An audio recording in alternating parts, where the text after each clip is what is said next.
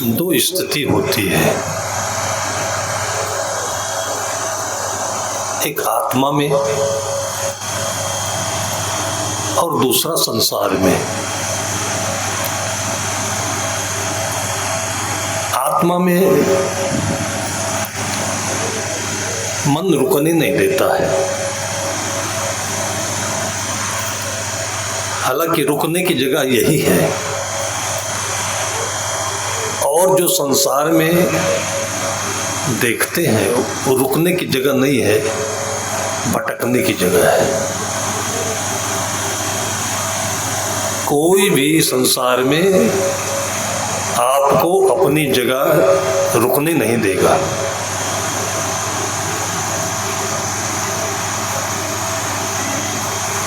पति पत्नी में भी जो लोग एक दूसरे से बहुत अत्यंत घनिष्ठ प्रेम करने लगते हैं शरीर का, तो दोनों में विग्रह शुरू होता है, क्योंकि कम से कम 8 घंटे का रिलीफ तो चाहिए, जिसको सोना कहते हैं। पता नहीं क्यों इसका हिंदी में नाम सोना रखा गया, जिसको इंग्लिश में गोल्ड कहते हैं। अभी बहुत महंगे भाव जा रहा है गोल्ड। थोड़े समय के लिए शरीर एक दूसरे के गुदगुदाने की जगह है, थोड़े समय के लिए।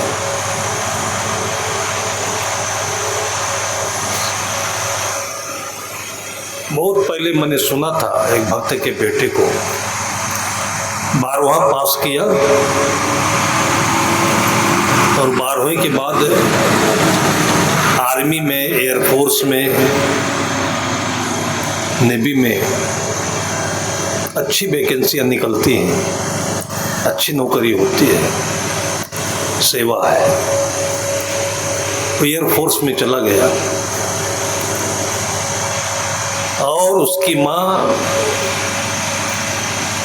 हर हफ्ते उसको फोन किया करती थी। आर्मी में जाने के बाद में एक संयम होता है कि जो देश सेवा के लिए समर्पित है तो घर से लगाव उसका इतना प्रगाढ़ नहीं होना चाहिए। जैसे साहब कहते हैं कि कबीर मन तो ये कहे भावे जहाँ लगाओ, भावे गुरु की भक्ति करो, भावे विषय कमाओ। जो हर हफ्ते हर दिन घर से ही बात करता रहेगा तो देश सेवा नहीं कर सकेगा। एक दो बार उसने घर को मना भी किया, बार बार फोन नहीं आना चाहिए, नहीं माने। उसकी वहां प्रतिष्ठा की बात थी, लोग उसको चिढ़ाने लगे कि ये घर का दुल्हा है, दुलारा है, फलान है, धमाक है। फिर उसको अंदर से जुनून आया और नौकरी छोड़ दी, उसने इस्तीफा दे दिया। नई नई शादी भी हुई थी और फिर आकर के जो कमरे में बैठा वो अपनी माँ से कहा कि मुझे इस कमरे में रखकर चाटो तुम, अब मैं बाहर नहीं जाऊंगा। वो कमरे से फिर निकला ही नहीं बाहर, कहा जो करना हो करो तुम, अब तुमको फोन करने की जरूरत नहीं, तुम्हारे सामने बैठा हूं मैं। बर्बाद कर दिया मेरी जिंदगी को।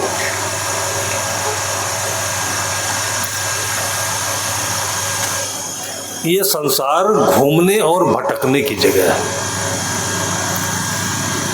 स्वेच्छा से मन इंद्रियों को बस में रखकर आप निकलिए तो घूमिए, जैसे साधु घूमता है। अगर साधु कह दे कि ये घर मुझे बहुत अच्छा लग रहा है, अभी देखिए लात मुका पड़ने लगता ही नहीं लगता है। और ये बोल दे कि इस घर में रहने वाला इंसान बहुत बढ़िया है, तो हर घर वाले उसको बुलाएंगे अपने पास।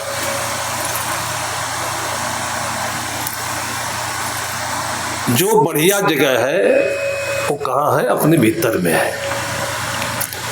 और वहां से 5 इंद्रियों के रथ पर बैठकर,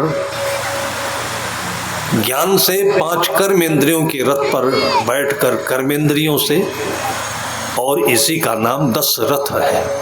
दशरथ 10 इंद्रियों का रथ। घूमिए आप।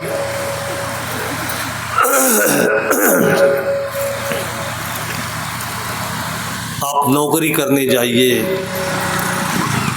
आप उद्यम करिए, व्यापार करिए, खेती करिए,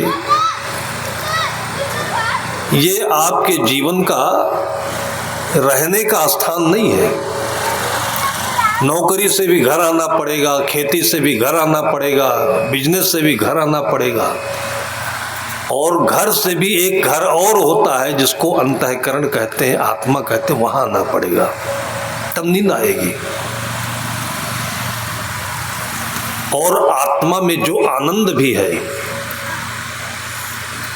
जिसको गुणातीत कहते हैं, जिसको परम आनंद कहते हैं, वो इसलिए है कि ये हर क्षण के लिए है।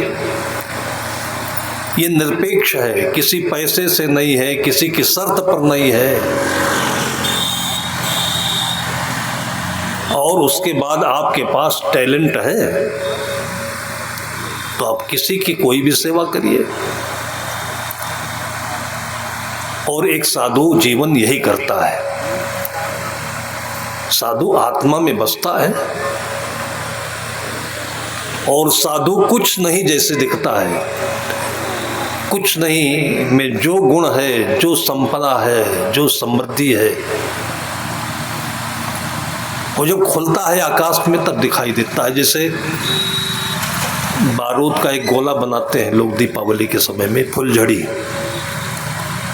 एक छोटा सा डिब्बा जैसे दिखता है कागज का, लेकिन जब उसमें खोला जाता है और दिया सलाई लगाई जाती है, लाल है, पीला है, चांदनी है, आकाश में जाकर के अनेक रंग हैं, फिर कितना दिखता है उसमें।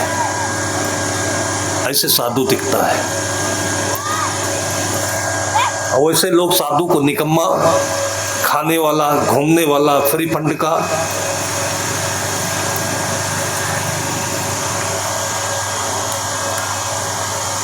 कोटा से हम लोग लखनऊ की तरफ आ रहे थे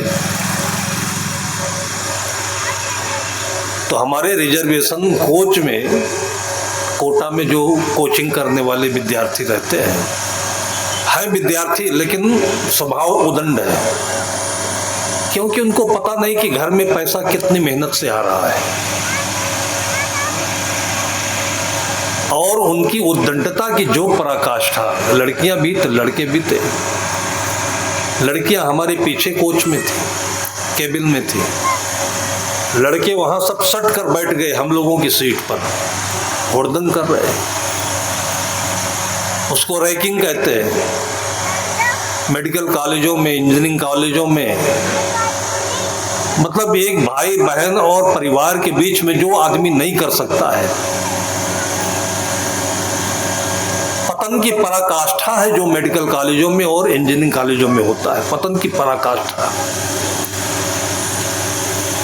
माँ बाप पैसा दे देते हैं, फ्री फंड छोड़ देते हैं, कुछ भी नहीं पता होता है। जब अखबार में आता है तब पता होता है ये सब। पढ़ाई हो, ये डॉक्टर बन रहे हैं, इंजीनियर बन रहे हैं, अपने जूनियर बच्चों को, विद्यार्थियों को नंगा करके खड़ा कर देते हैं। और वो करते हैं जो हम अपने मुख से नहीं बोल सकते हैं। जो पति पत्नी, पत्नी पति के साथ नहीं करता है, वो करते हैं वहां पर हुड़दंग। उसको विद्यार्थी कह रहे हैं। माता पिता को भी इनके हालचाल का पता नहीं होता है। तब पता चलता है जब ये कुएं में गिर जाते हैं, पंखे से लटक जाते हैं, जेल चले जाते हैं, तब पता चलता है। देखते होंगे आप आए दिन समाचार में, बड़े घर के बिगड़ेले बेटे बुलेट ले लिया और सेरेमनी बनाने जा रहे हैं, बर्थडे मनाने जा रहे हैं, बीच सड़क पर मोटरसाइकिल के ऊपर खड़े होकर के और स्टंट कर रहे हैं। जब पुलिस पकड़ती है और पिटाई होती है तब माँ बाप को आकर के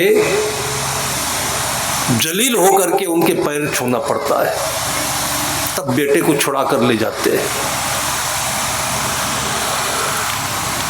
हम लोगों के पास बैठे और बार बार लड़कियों के पास मोबाइल नंबर नोट करके लाओ, ये करके लाओ, नाम पूछ के आओ। और हमारे पास और भी गृहस्थ लोग बैठे थे, डर के मारे कोई कुछ बोलता नहीं था। पर धीरे धीरे धीरे धीरे हो सकता है कि वो लोग हम साधुओं को चिढ़ाने के लिए कर रहे हो, नहीं तो यात्रा का समय है, उनको अपने स्टेशन से उतर जाना है, तो थोड़ी देर के लिए तो शांति से सभ्यता पूर्वक शालीनता से बैठना चाहिए। फिर थोड़ी देर के बाद मैंने धीरे धीरे पूछना शुरू किया कि आपके घर में बहन है कि नहीं है। थोड़ा सा भड़कने लगे। फिर मैंने पूछा सब्जेक्ट कौन सा पढ़ते हो। फिर इंग्लिश के कुछ क्वेश्चन, कुछ फिजिक्स के हैं, कुछ बायोलॉजी के हैं। जब उनके लेवल पर मैं आया तो हाँ हूँ करने लगे। तो धीरे धीरे मैं देखा कि उसमें 8-10 लोग बैठे थे, चुपके से शर्म के मारे अभी हमसे न पूछ ले, पढ़ा लिखा तो कुछ है नहीं, जो है उनके पास में केवल उद्दंडता है, आवारापन है। तो धीरे धीरे खिसक कर निकल गए। जो 3-4 बचे फिर वो पढ़ने लायक बचे, तब मैंने उनसे पूछा कि घर में बहन है कि नहीं है। अपनी बहन से भी ऐसा कर सकते हो तुम? वो किसी की बहन नहीं, किसी की बेटी नहीं है वो। तब फिर चलते समय वो अपने असली सल्तनत पर आए, माफी मांगी और पैर छू करके उन्होंने वचन दिया कि अब ऐसा नहीं करेंगे। ये हमारी संगत ने कराया हमसे ऐसा। इसी में मार भी खा ले रहे हैं, इसी में उनको सारी दुनिया के जितने भी उनके फजीयत हैं सब झेलते हैं वो।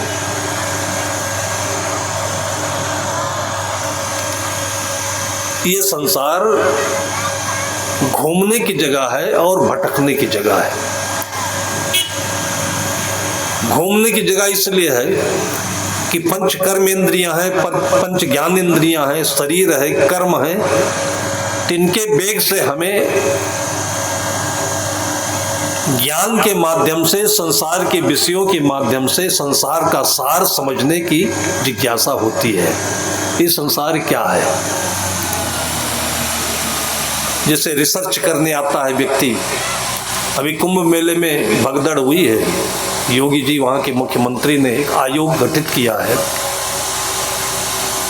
तो उसमें पुलिस वाले भी हैं, जज भी हैं और IAS अफसर भी हैं। अब वो आज आए हैं कुंभ मेले में, पता करेंगे कि कहाँ पर भगदड़ कैसे हुई है। निश्चित है किसी ने शरारत की, किसी ने अफवाह कर दिया, पैदा कर दिया, किसी ने सांप छोड़ दिया, किसी ने बिच्छू डाल दी। एक आदमी भड़का होगा, उसके बाद सारे भड़के, फिर कोई सुनता तो है नहीं। ये होता है। आयोग गठित किया गया कि इस दुर्घटना का कारण क्या है। हमारे मनुष्य जीवन में हम एक आयोग है, कमीशन है। हम 10 इंद्रियों का रथ हमें दिया गया, बुद्धि की एक कुर्सी दी गई कि इस पर बैठ करके संसार के जितने भी पशु पक्षी हैं, प्राणी है, जल थल नभ है, सारी जगह राउंड लगाकर घूम कर ये निश्चित करो कि ये संसार क्या है, तुम कौन हो, क्यों आए हो और कहाँ जाना है। ये आयोग गठित हुआ है हमारे इस पूरे अयोध्या का। अयोध्या का मतलब सब कुछ करो लेकिन लड़ना नहीं, जहां पर युद्ध नहीं होना चाहिए उसका नाम अयोध्या है। दशरथ यहाँ का राजा है।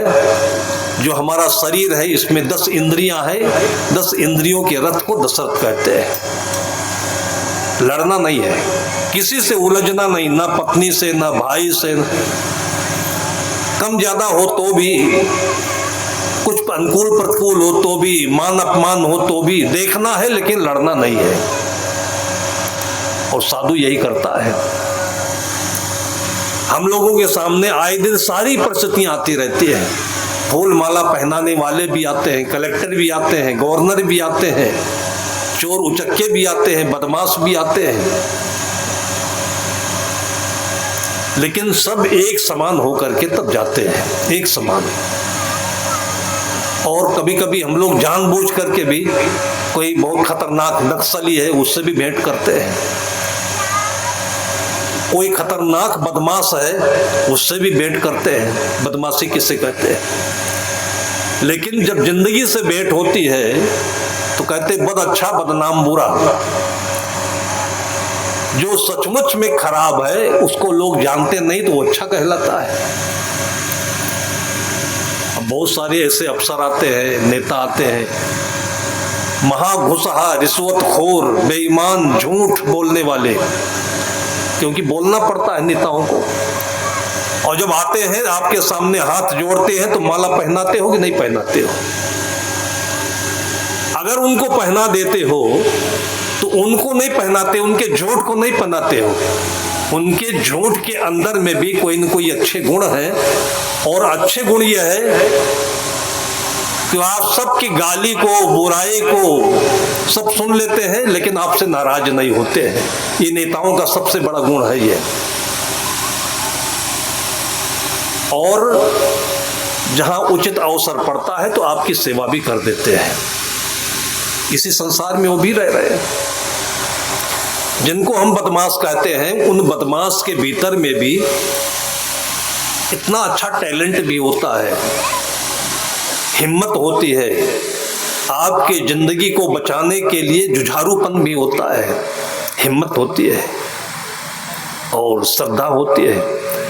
और ऐसे लोगों में से जिनको आप वाल्मीकि कहते हो, अंगुलिमाल कहते हो, आज भी बहुत ऐसे हैं जो अपने घर के खूंखार थे लेकिन संतों के पास आकर के भक्तों की, संतों की सेवा करते हैं। ये सब जानने समझने की जगह क्या है? ये संसार है। और जानने समझने का माध्यम क्या है? माध्यम यह है कि आपके पास टैलेंट हो तो आप डॉक्टर बन जाइए, आपके पास में टैलेंट हो तो कलेक्टर बन जाइए, बाबू बन जाइए, आर्मी में चले जाइए। लेकिन सब जगह जाकर के आपको जानने में यही आएगा कि इसमें कोई अच्छे हैं, कोई बुरे हैं, बस दो ही लोग मिलेंगे। और अंत में दोनों को एक समान हो जाना पड़ता है। एक समान का मतलब साधु, समान, सरल। रिटायर होने के बाद जब गांव में लोग आते हैं तो वहाँ कोई कलेक्टर हो तो भी गांव का निवासी, डॉक्टर हो तो भी गांव का निवासी। जब गांव में किसी को जरूरत पड़ती है और वो अपना काम करके दिखाता है तब लगता है कि हाँ ये कलेक्टर थे, अब इनके फोन करने से काम बन गया।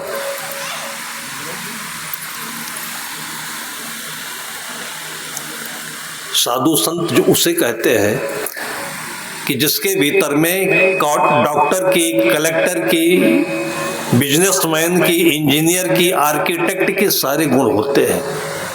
लेकिन जब आदमी ऐसे देखता है तो लगता है कि ये निकम्मे हैं, बिना खाने मेहनत के खाने पीने वाले हैं।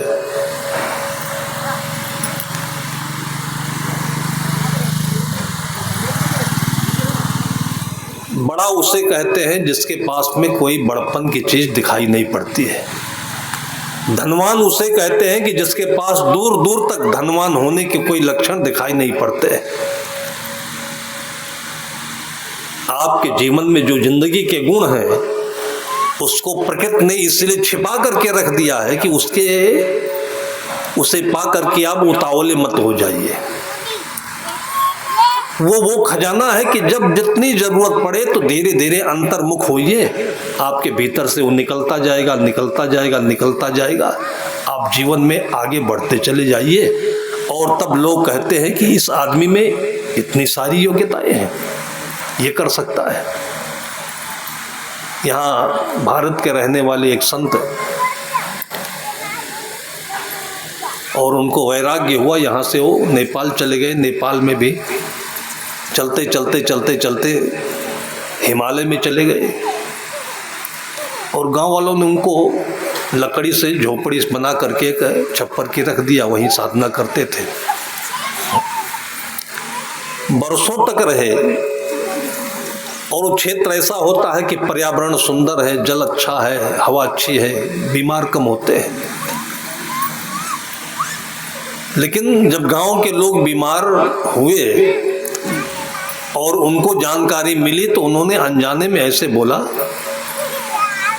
कि तुमको तकलीफ है, ये दवा लेकर के तुम खा लो, ठीक हो जाओगे।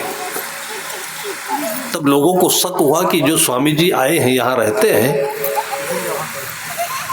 ये दवा भी जानते हैं क्या। तो धीरे धीरे तीसरा, चौथा, पांचवा, जब किसी को महीना, दूसरा महीना, कभी कोई मुसीबत होती, कोई तकलीफ होती तो उनके पास जाने लगे। तब धीरे धीरे समझ में आया कि ये तो केवल महात्मा नहीं है, ये डॉक्टर भी हैं, ये प्रोफेसर भी हैं, ये विद्वान भी हैं और एक साधु पुरुष भी है, ऑलराउंडर। किसी की कोई भी समस्या हो उनके पास आकर के बैठे तो हर क्षेत्र में, हर सब्जेक्ट में बराबर अधिकार रखते थे वो है साधु। फिर घूमते फिरते एक दिन बाहर ऐसे जा रहे थे और इधर काठमांडू के उस समय के राजा हुआ करते थे, राजा महेंद्र, वो भी अपने हिमालय में वहाँ की प्रकृति का आनंद लेने के लिए जा रहे थे। रास्ते में भेंट हो गई और इन्होंने उनको प्रणाम किया। वो नेपाली जानते नहीं थे। जब इनसे इंग्लिश में बोलना शुरू किया तो राजा को लगा कि एक साधु वेश में भिखारी आदमी जैसा दिखता हुआ और जिसको कोई जानता नहीं, इतना अननोन होकर के इतनी फर्स्ट क्लास की इंग्लिश बोल सकता है वो। और इतने प्रभावित हुए राजा। फिर उसके बाद फिर उनको राजगुरु का पद मिला, दिया नहीं उन्होंने, राजा की श्रद्धा के कारण से फिर जब कभी उनकी आवश्यकता पड़ती तो हेलीकॉप्टर आता था नीचे आने के लिए, डॉक्टर आता था उनके लिए और सारी सुविधाएं आने लगी। फिर उनके बहुत सारी पुस्तकें बाद में राज दरबार से प्रकाशित हुई। लेकिन फिर भी थे वो एक सन्यासी, एक साधु। इस संसार में सब कुछ है लेकिन उसको जानने की जरूरत नहीं है।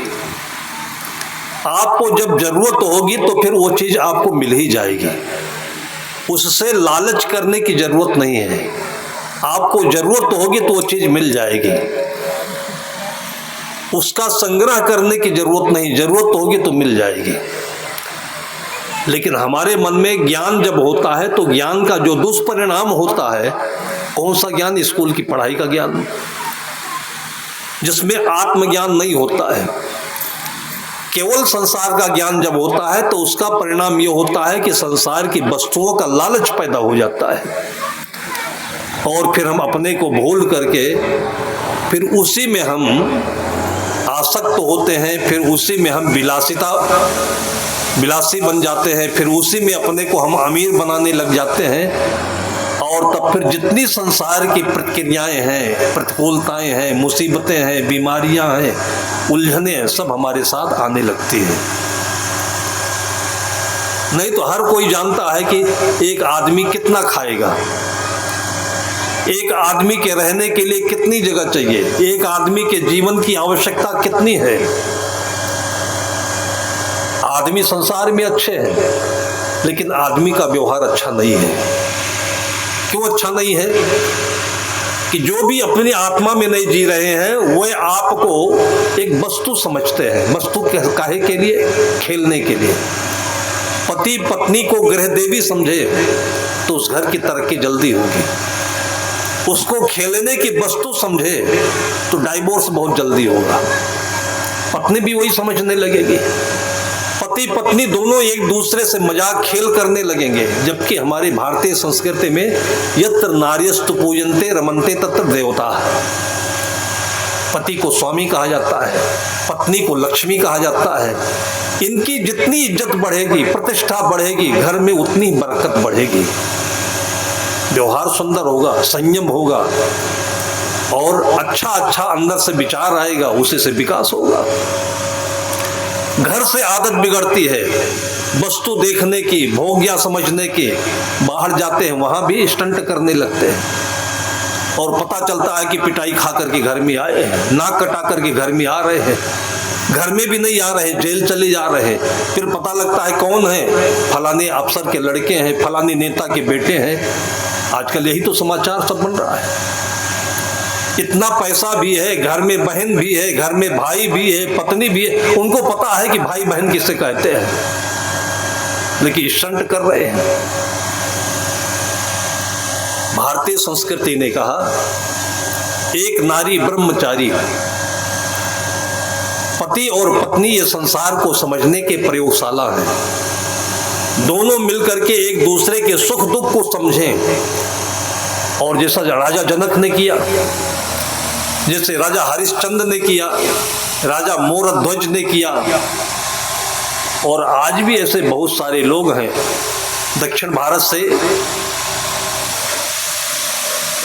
IAS क्वालिफाइड करके यूपी कैडर में अभी इस समय प्रमुख सचिव हैं,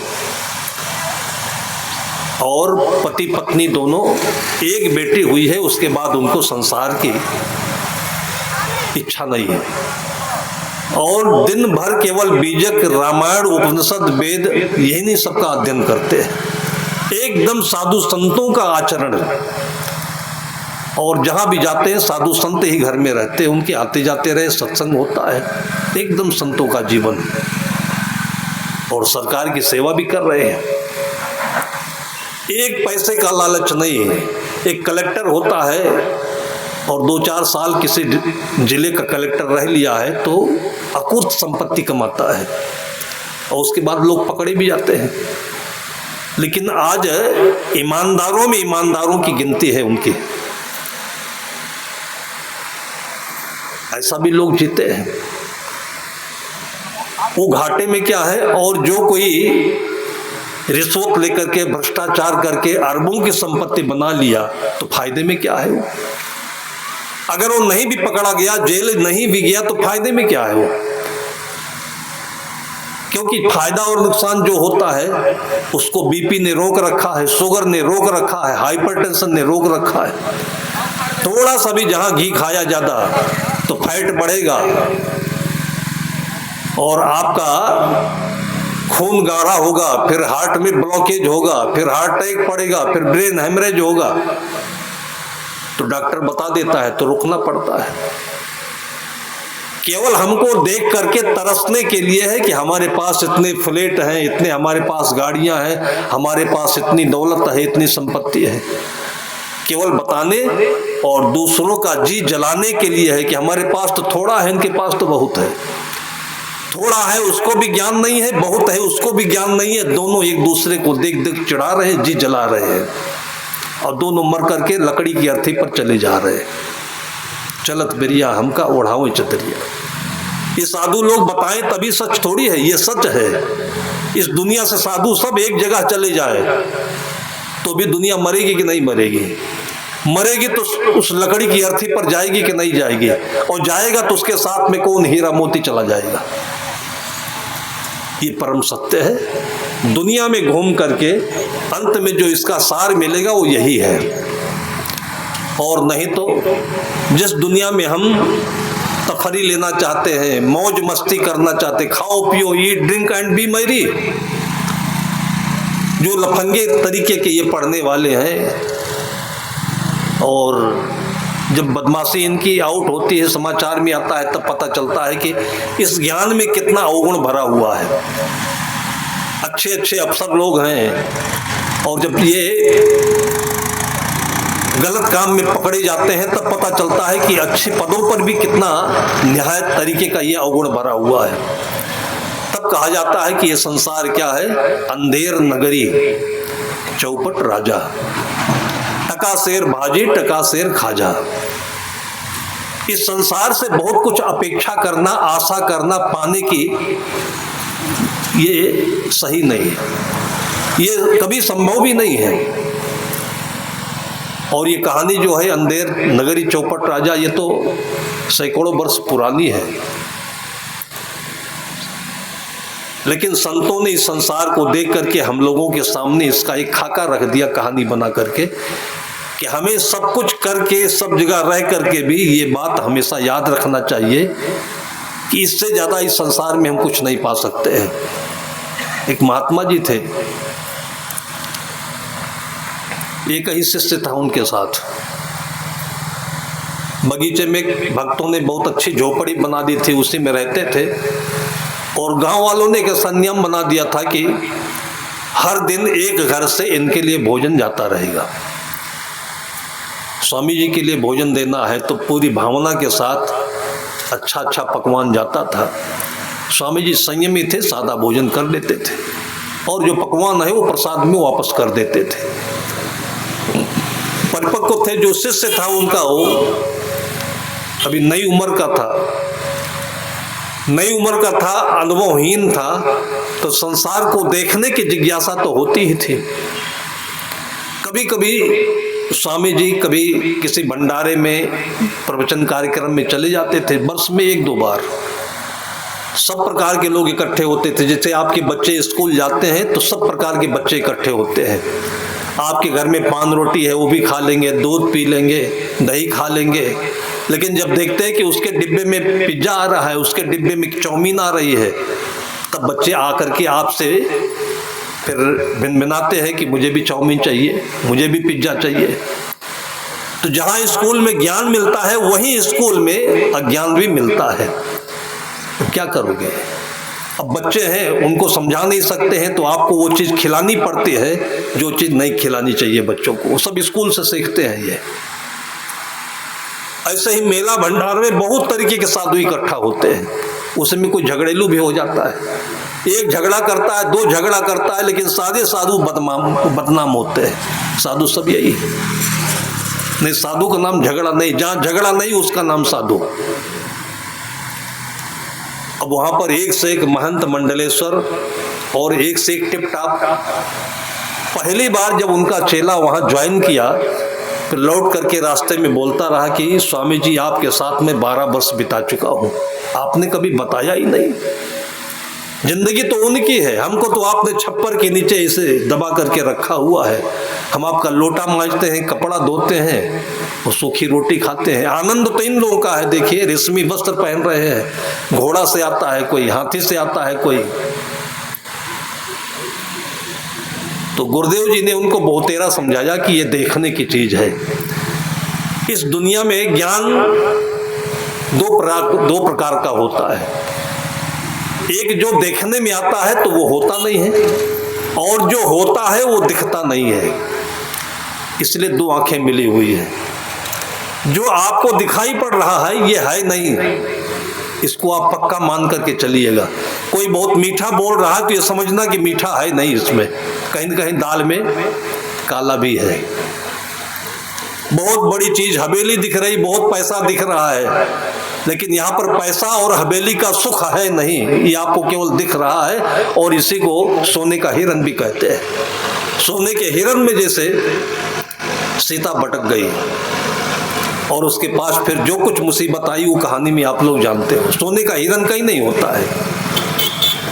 इस संसार में जो दिखता है वो होता नहीं है, और जो होता है वो दिखता नहीं। गुरुदेव ने अपने चेले को बहुतेरा समझाया। बोले नहीं, ऐसा आप बोलते रहते हो, हमको धोखा दे रहे हो और बांध करके बनाए रखे हो हमको। तो गुरुदेव जी फिर सोचे कि अब इसको प्रैक्टिकल कराना पड़ेगा, सिखाना पड़ेगा। फिर लेकर के थोड़ा घूमना शुरू किया। अब संजोग से उसी राज्य में एक घर में चोरी हो गई थी। जिसके घर में चोरी हुई है, तो जो चोर था सेंध काट रहा था, मिट्टी का मकान था, और सेंध काटते काटते वो दीवार कमजोर थी और गिर गई और चोर मर गया। उसकी पत्नी जाकर के राजा से नालिश की, शिकायत करी कि किस प्रकार का घर कमजोर बनाया कि मेरा पति चोरी करने गया वो मर गया हो। उसने FIR कराई। आज भी ऐसे कहीं FIR होता है क्या? होता है। FIR तो सही होता है, लेकिन जो करने जाता है पहले उसको अंदर कर देते हैं। जो FIR करने जाता है कि आपको पीटा गया, आपको गाली दिया गया, सताया गया, चोरी हुई, उसको पहले अंदर करेंगे, और उसके बाद में जो बदमाशी किया होगा, चोरी किया होगा, उससे पैसा लेकर के तब आपको बाहर करेंगे, तब उसको अंदर करेंगे। बारी बारी दोनों से ऐंठेंगे, दोनों से लूटेंगे। उस समय भी यही होता था। उसके घर में नकब काटा गया, चोर मर गया दीवार के गिरने से। उसकी पत्नी ने FIR कर दी। राजा ने पुलिस भेज करके उस आदमी को पकड़वा लिया। तुमने घर ऐसा क्यों बनाया कमजोर कि चोरी करने आए चोर और मर जाए? उसने कहा गलती तो की। कहा क्यों ऐसे गलती की? थोड़ा सा समझदार व्यक्ति था, साधु संतों के पास बैठता था वो। उसने कहा सरकार गलती तो मैंने इसलिए की कि जो हमारा घर बनाया है वो मिस्त्री कमजोर था। हमारी गलती थोड़ी है, मिस्त्री की गलती है ये। कहा मिस्त्री को पकड़ के ले आओ। अब मिस्त्री के नाम FIR हुई। मिस्त्री पकड़ के आया। मिस्त्री भी ये केस देख करके सुन करके बड़ा अचंभित हुआ, कहीं ऐसा भी होता है। लेकिन उसको भी पता था कि अंधेर नगरी है, चौपट राजा हैं इसमें के। उसने कहा सरकार हमारी गलती तो सब नहीं हो सकती है, क्योंकि घर बनाने में केवल मैं अकेले नहीं था, 2-4 मजदूर थे, वो भी थे। तो राजा ने कहा उनको पकड़ के लाओ। फिर मजदूरों को पकड़ाया गया। वो आए, वो भी दहशत में पड़ गए बेचारे। तो मजदूरों ने कहा कि सरकार हमारी ही गलती नहीं है, हम क्या करें? जो मिट्टी हम लोग बना रहे थे तो राजा की वहीं से सवारी निकल रही थी बग्घी पर। हम राजा को दर्शन करने लगे, देखने लगे, और मिट्टी बनाने में चूक हो गई। तो हम क्या करें? मिट्टी कच्ची रह गई, गिर गया घर। अब राजा ने कहा कि जब हमारी गलती थी, हम उस दर से सवारी नहीं निकली होती तो हमको ये देखता नहीं। अब राजा बेवकूफ तो था ही, लेकिन ईमानदार भी था। उसने कहा कि अब राजा को फांसी होनी चाहिए। अब प्रधानमंत्री और रानी और परिवार के सारे लोग मिल करके अब सोच में पड़ गए कि ये आदमी मूडी है और ये आदमी अभी फांसी पर चढ़ जाएगा। तो प्रधानमंत्री मिलकर के समझाए कि राजा और महाराजा दोनों एक कैटेगरी के होते हैं, तो चाहे राजा को फांसी दो चाहे महाराजा को फांसी दो, बात एक ही है। राजा को बचाना है कि जनता की रक्षा करनी है? महाराजा तो फालतू खाते घूमता है, उसको क्या करना है? पकड़ के लाओ कोई साधु महात्मा को। राजा और महाराजा, साधुओं की दुर्दशा कराने के लिए ही लोगों ने उस जमाने में राजा के साथ, साधुओं के साथ मजाक किया और महाराजा लिख दिया। आज भी महाराज कहते हैं लोग। और साधु भी इसी शिकंजे में फंस करके अपनी दुर्दशा कराते हैं। महाराजा लिख करके, मंडलेश्वर लिख करके, श्री श्री लिख करके, आचार्य लिख करके, शंकराचार्य लिख करके, और जाइए देखिए इतने जितने पदवीधारी हैं इनकी सबकी कुटाई होती है। साधु होने के बाद में जब झगड़ा होता रहे, कचकच होता रहे, इससे बड़ी कुटाई क्या होगी? जब घर छोड़ दिया, पत्नी छोड़ दिया, पति छोड़ दिया, कोई अपना रह नहीं गया, सारा संसार है, रोटी मिल रही, खाओ, भजन करो, पानी पियो। साधु के मन में तनिक भी चिंता रह जाए तो दुनिया की सबसे बड़ी मार है, ये समझ लीजिए। और साधु के मन में ही नहीं, हम कहते हैं कि दुनिया के इस धरती पर जो भी इंसान के रूप में जन्म लिया है, अगर उसके अंदर में तनिक भी दुख है तो बहुत बड़ी सजा है। और किसके द्वारा दी गई सजा है? ये अपने द्वारा ली गई सजा है। काहे को दुखी हो भाई? दुखी तो वही बेचारे हैं जिनके गले में रस्सी बंधी है, पकड़ के खींच ले जा रहे हैं, बेच देते हैं, उड़ीसा में काट देते हैं, पक्षी को बंगड़ मार देते हैं, गोली मार देते हैं, पकड़ के खा जाते हैं कबूतर को। अभी बर्ड फ्लू आया था, सारे कितने कितने मुर्गों को पेट्रोल डाल करके जला दिया, जल रहे हैं। उनकी क्या गलती थी? तो दुख तो उनके लिए है कि कब कौन आकर उनके साथ अत्याचार कर दे, वो बोल नहीं सकते। तुम क्यों दुखी हो? घर में कोई समस्या है, जंगल में चले जाओ। जंगल में कोई समस्या है, भंडारे में चले जाओ। दुनिया के सारे आश्रम खुले हुए हैं कि कोई भी तकलीफ हो आश्रम में चले जाओ। दुख तो केवल अपना है, अपना ही बनाया हुआ है। इसलिए दुखी रहना अपने आप को सजा देना है। हंसने की जगह मिली हुई है, बोलने की जगह मिली हुई है। प्रसन्न रहिए, कोई समस्या हो तो मुख से बोलिए। इसी के लिए सत्संग होता है, समाचार मिलते हैं। महाराजा को पकड़ के लाया गया। महाराजा को ढूंढने के लिए निकले साधु, राजा के जितने सिपाही थे, ढूंढते ढूंढते ढूंढते ढूंढते, और उसी बीच में जो गुरु शिष्य के बीच में ये विवाद और तनाव चल रहा था, शिष्य समझ नहीं रहा था और गुरु समझाने में पड़े हुए थे, और ऐसे दोनों चले जा रहे थे कहीं कार्यक्रम से, और तब तक वो सिपाही आ गई, पकड़ो इनको। एक को ढूंढने आए थे और दो मिल गए, बहुत अच्छी बात है। अब दोनों को बताया गया कि राजा को फांसी होनी थी, उसकी जगह पर महाराजा को फांसी होनी है, आप दोनों से तय करिए कौन फांसी पर चढ़ेगा। अब जो चेला था वो सोचा कि बड़े झंझट में पड़ गए, इससे तो अच्छा था कि छोटी झोपड़ी में हम रह लेते थे। अब ये हम 2-4 कार्यक्रम में क्या घूमे, पूजा क्या पाए, माला क्या पहने और मालपुआ क्या खाए, हम नहीं जानते थे कि फांसी की तैयारी हो रही है। बकरा जो काटा जाता है ना, जिस दिन काटा जाता है उस दिन उसके फूल भी चढ़ाए जाते हैं, मिठाई भी खिलाई जाती है, सजाया भी जाता है। जिनको भी ये काम हो रहा है समझ लीजिए कि उनको बलि देने की तैयारी हो रही है। साधुओं को भी ऐसे करके लोग ले जाते हैं। आपका भी सम्मान जहां ज्यादा बढ़ने लगे, आपसे लोग ज्यादा प्रेम करने लगे, ज्यादा दुलार होने लगे, समझ लीजिए कहीं न कहीं बलि की तैयारी हो रही है। आज सावधान नहीं होंगे कल को फंस जाएंगे चक्कर में। गृहस्थी में भी होता है, विरक्ति में भी होता है। वो चेला समझ गया कि फंस गए चक्कर में हम। अब वो बार बार हाथ जोड़ रहा है अपने गुरुदेव जी से, अब आप बचाइए, आप तो वैसे भी मरने के करीब पहुंच गए हैं, आपको फांसी पर चढ़ा दे तो कोई अंतर नहीं है, मेरी पूरी जिंदगी भी पड़ी हुई है। मतलब उसका कुल कहने का मतलब यही था कि आपको चढ़ना हो चढ़ जाइएगा, मुझे मत चढ़ाइएगा। गुरुदेव जी ने कहा कि हम तो पहले से ही जिस दिन ये कफन पहने कपड़ा उसी दिन चढ़ लिए थे फांसी पर। एक साधु और मृत्यु दोनों एक समान होते हैं। उनको गाली दो, उनकी निंदा करो, उनको मालपुआ खिलाओ, उनको कुछ भी करो, कीचड़ उठा लो, उनको कोई अंतर नहीं पड़ता है। ये उसी दिन से अंतर समाप्त हो गया जिस दिन से वो ये सफेद कफन पहने हैं। रास्ते में चलते चलते उस शिष्य से कहा कि एक उपाय है, अभी तक बहुतेरा तुमको ज्ञान दिया, समझाया, माने नहीं, अब एक बात मान लेना तुम। जब हम लोग वहां पहुंचेंगे ना तो बोलना मैं फांसी पर चढ़ूंगा, मैं तैयार हूं चढ़ने के लिए। इतनी बात मान लेना, बस तुझे कुछ नहीं करना है, बाकी मैं देख लूंगा। अब राजा के यहाँ दोनों ले जाए गए, फांसी तैयार थी, और पहुंचते पहुंचते गुरुदेव जी ने कहा कि बस बिल्कुल घड़ी तैयार हो गई, मुझे फांसी पर चढ़ा दो। बिना जल्लादों के कहे, बिना राजा के आदेश दिए वो स्वयं तैयार हो गए कि मुझे फांसी पर चढ़ा दो, बिल्कुल शायद घड़ी पक्की तैयार है। चेला कहता है कि नहीं गुरु महाराज, आप कैसे चढ़ेंगे, पहले मैं चढ़ूंगा फांसी पर। अब दोनों ऐसा करने लगे कि पहले मैं फांसी पर चढ़ूंगा। गुरु कहता पहले मैं फांसी पर चढ़ूंगा, चेला कहता पहले मैं चढ़ूंगा। अब कौन सी इतनी बढ़िया चीज है कि जिसको ये पहले पाना चाहते हैं।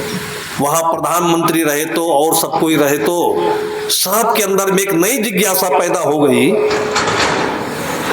कि कौन सी ऐसी बेडअप चीज है, कौन सी ऐसी अनोखी चीज है, और जरूर होगी कोई न कोई, तभी तो इतने लालायित है इतनी अच्छी चीज पाने के लिए। लेकिन महात्मा जी कहते हैं कि देर मत करो, पूछना बाद में, पहले फांसी पर चढ़ाओ, नहीं तो समय चला जाएगा। फिर राजा ने कहा मेरा आदेश है, अभी फांसी नहीं होगी, रुको। ये बताओ कि तुम फांसी के लिए दोनों जने इतना क्यों झगड़ा कर रहे हो। तो महात्मा ने कहा कि इतनी सुंदर साहित्य है, इतनी सुंदर घड़ी है कि इस घड़ी में जो फांसी पर चढ़कर मर जाएगा वो फिर राजा पैदा होगा, वो राजा बनेगा। राजा ने कहा कि इतनी अच्छी साहित्य में हमें राजा होना चाहिए, और ये राजा का गद्दी ये पाएगा। राजा ने कहा इसको हटाओ।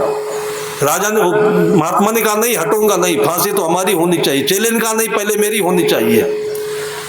बड़े मुश्किल में राजा ने अपना वीटो पावर लगा करके उन दोनों को अलग कर दिया। अब उसके बाद राजा कहता है मेरा होना चाहिए, प्रधानमंत्री कहता है मेरा होना चाहिए। महात्मा ने कहा कि इसमें जो पहले चढ़ेगा वो राजा, जो दूसरे नंबर चढ़ेगा वो प्रधानमंत्री, तीसरे नंबर पर चढ़ेगा वो मंत्री। और उसके बाद सारे के सारे लोग वहां जो मूर्खों की मंडली थी ना, जिसको कैबिनेट कहते हैं आज, वो मूर्खों की सारी मंडली बारी बारी करके सब फांसी पर चढ़ गए और लटक के चले गए। कहाँ मंत्री बनता है, कहाँ संतरी बनता है। जो पाप किए थे वो पाप कर्म का फल आखिर में जाकर के उनको मिला। और तब जाकर के हाथ जोड़ करके चरणों में पड़ करके तब वो चेले ने कहा कि गुरुदेव जी जिस आनंद में जी रहे थे बस वहीं ले चलिए, अब हमको संसार नहीं चाहिए। ये संसार सकल है मैला राम गहे ते सूचा, कहें कबीर राम नहीं छाड़ो गिरत चढ़त पर ऊंचा। अंधेरे नगरी चौपट राजा ये काल्पनिक चीज नहीं है। बिहार में एक मठ में मैं गया था, अभी मठ आए हुए, कोई जमाने में 1000 एकड़ की जमीन का वो साम्राज्य होता था और इसी में राजा बनने की खातिर करते करते मैं राजा 45 लोगों की वहां पर हत्या हुई है। सरकार भी उसको बता नहीं पाई तो आज उसी आश्रम के अंदर में थाना बना हुआ है और हर घड़ी वहां पर 150 पुलिसों की ड्यूटी रहती है और अब जाकर के महंत बनने से लोग डरने लगे हैं। अभी 70-75 की उम्र के एक महंत जी हैं और देखने से इतने सीधे इतने सरल विद्वान पुरुष लगते हैं और बोले कि मैं अगर बाहर निकल जाऊं तो मेरी भी हत्या हो जाएगी। है कुछ नहीं वहां पर, कोई जमाने में रहा होगा, आज केवल हत्या का स्थान बचा हुआ है, बस कुछ नहीं बचा है। ये पूरी पृथ्वी शमशान घाट है, यहाँ कुछ नहीं बचेगा, केवल पाप बचेगा और नहीं तो पुण्य रहेगा। ये दोनों संपदाएं हैं। ये समुद्र मंथन के बाद पहले भी निकला था, जब समुद्र मंथन हुआ था तो एक अमृत निकला था, एक विष निकला था। अमृत यही है कि संसार को देख करके इसमें से जितना बन पड़े अपनी भलाई का काम कर ले, इसी में सबकी भलाई है, परिवार की भलाई है, और बाकी इसमें जो चूक गए तो वही अमृत की जगह पर विष है और वही विष बारंबार लोगों को आवागमन में फंसाए रखता है। ये संसार सकल है मैला राम गहे ते सूचा। आज जिसको जो भी योग्यता मिली हुई है इसमें कोई बड़ा छोटा नहीं होता है, सब समान है। घर में आने के बाद सभी बेटे बन जाते हैं, पति बन जाता है, पत्नी बन जाता है, वहां कोई डॉक्टर इंजीनियर कलेक्टर नहीं रहता है। एक समान होते हैं कि सेवा लें और उसका कई गुना सेवा दें। जैसे कि एक पेड़ होता है, पौधा होता है, एक चने का बीज डालते हैं और 100 चने का बीज वापस मिलता है। इसलिए संत गुरुजन कहते हैं कि इन पेड़ों को पौधों को देख करके इनसे आप शिक्षा लीजिए। इस संसार में अगर देखना ही हो तो सत्य को ज्ञान की दृष्टि से देखो तो नदियों का पानी कितना कचरा होता है, समुद्र में मिल जाता है, समुद्र लेकर के इसको वाष्पित करता है, हिमालय में पहुंचता है, फिर सारी दुनिया में बरसात करता है, फिर सबके अंदर में चल करके बोरिंग से मिलता है और सबको सुंदर जल पिलाता है। पानी की इतनी महिमा होने के कारण ही आज कुंभ में लोग जाकर के उस जल को गंगा जल मान करके उसको लोग अवनत होते हैं। यही उसकी महिमा है। वायु की यही महिमा है, सूरज की यही महिमा है, पेड़ पौधों की यही महिमा है। इसलिए भारतीय परंपरा में इन सारी चीजों को देवी देवता के नाम से माना गया है। आप इनकी सेवा करिए, इनसे स्वास्थ्य लीजिए, इसी में सबका गुणगान भी होगा, सबका कल्याण भी होगा और मनुष्य जीवन की सार्थकता भी होगी और अंतिम स्थिति हमारी मुक्ति की होगी और जो हमारे जीवन का ध्येय होता है। इन्हीं शब्दों के साथ अभी की चर्चा को यहीं पर विराम देता हूँ। बोलिए सद्गुरु